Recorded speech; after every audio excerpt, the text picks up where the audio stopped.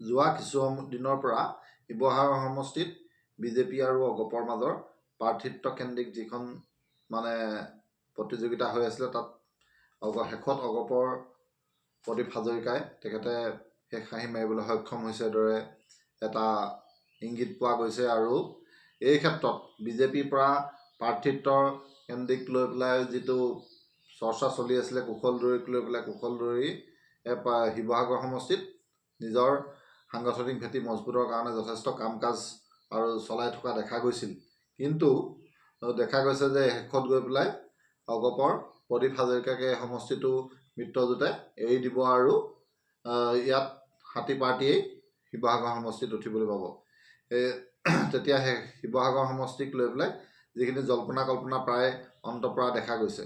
কিন্তু এই ক্ষেত্ৰত যোৱা 2021 চনৰ নিৰ্বাচনৰ পাছৰ পৰা শিৱসাগৰ সমষ্টিত সাংগঠনিক ভেটি মজবুতৰ কাৰণে কাম কাজ কৰি থকা অগপৰ বিজেপি কুশলদৰীয়ে তেখেতে পূৰ্বৰ বিধায়ক আছিলে থাওৰা সমষ্টি, বৰ্তমানৰ ডিমৌ সমষ্টি।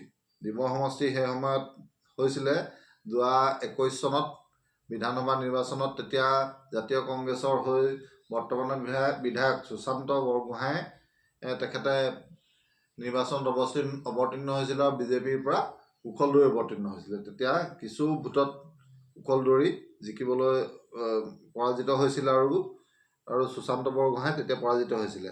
আৰু বৰ্তমান যদি শিৱসাগৰত কুশলদৰীক ইয়াত প্ৰাৰ্থিত্ব দিয়া নহয় তেতিয়াহ'লে তেওঁ নিশ্চয় ডিমৌ সমষ্টিত দিয়াৰ সম্ভাৱনা দেখা গৈছে।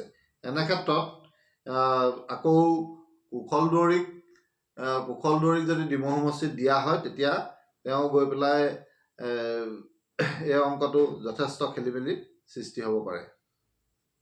আৰু এই কুশলদৰীক যিহেতু ডিমৌ সমষ্টিত দিয়া হয় তেতিয়া সুশান্ত বৰগোহাঁইক তেতিয়া ক'ত সংস্থাপিত কৰা হ'ব, মাহমৰাত সংস্থাপিত কৰা হ'ব বুলি জল্পনা কল্পনা কৰা হৈছে। আৰু সেই সময়ত মাহমৰাত নতুনকৈ কংগ্ৰেছত জইন কৰা সুৰজ দিহিঙীয়া তেখেতে মন্ত্ৰী যোগেন মোহনে ৰাজ্যসভালৈ যোৱাৰ পিছত তেখেতৰ সম্ভাৱনা প্ৰকট হৈ পৰিছিলে। কিন্তু সুৰজ দিহিঙীয়াই প্ৰাৰ্থিত্ব নোপোৱাটো খাটাং হৈ পৰিব।